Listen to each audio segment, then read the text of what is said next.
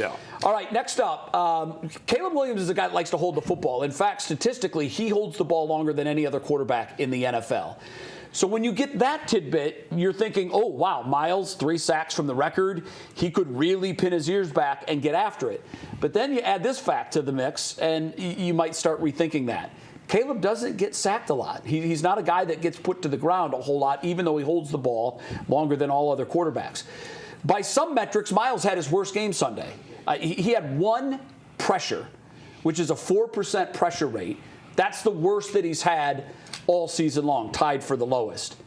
How do we make sure that doesn't happen again this week against Chicago? First and foremost, it starts with stopping the run.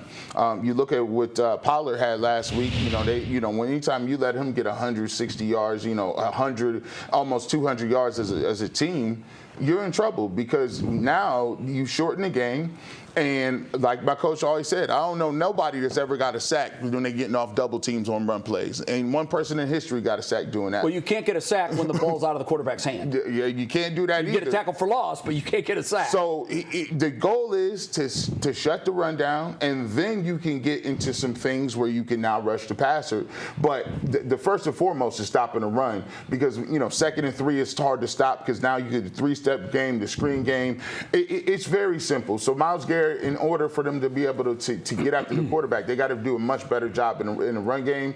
I think they're a little embarrassed last week against the Titans that came in and really, I thought they controlled the line of scrimmage, Jason. And the Bears run it much better than the Titans do for the season. I think the Bears are averaging like 185 rushing yards. Too. So, what we said about the Browns, make them tackle, well, the same is true from the Bears side of the ball. Give it to DeAndre Swift and make the Browns tackle.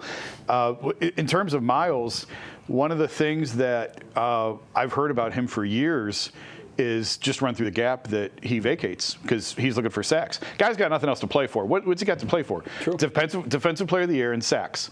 And more years than not, that's all that's left by the time you get to December for him. So, how do you, if you're the Bears, how do you slow Myles? Just run right at him. Yeah. And in terms of the Browns, how do you make sure it doesn't happen again? Boy, I agree with the Malik thing. I think I dismissed that at first. Yeah, and I thought, man, how can Malik Collins be the piece that holds this whole thing together? But you can go back. Who was it? We had Brian Hoyer that talked about when they lost Alex Mack to the broken leg, it changed the entire offense. Yeah. Mm-hmm. And you lose the center, now suddenly you can't run the ball. You lose the defensive tackle.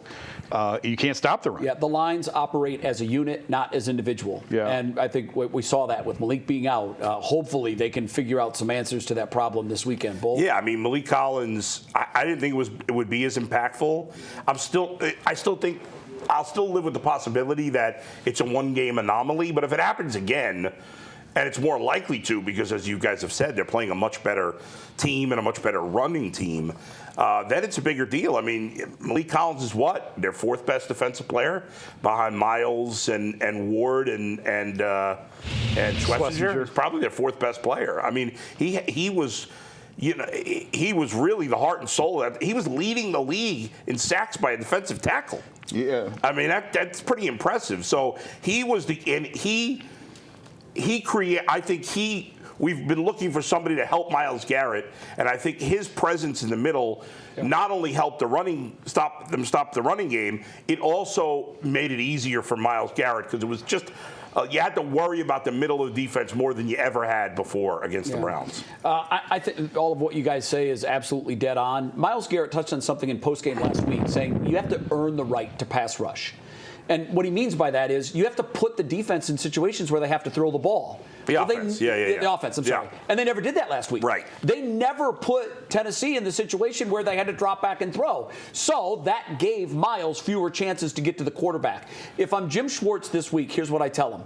You're 3 sacks shy of the record. There are 4 games to play. Forget Sunday. You're not going to get any sacks Sunday. Of those last 3 games, you've got Josh Allen, Joe Burrow, and Aaron Rodgers. There should be 3 sacks in there. I'd say so. So, I mean, you've got a 40-year-old quarterback and 2 guys that drop back 40 times a game.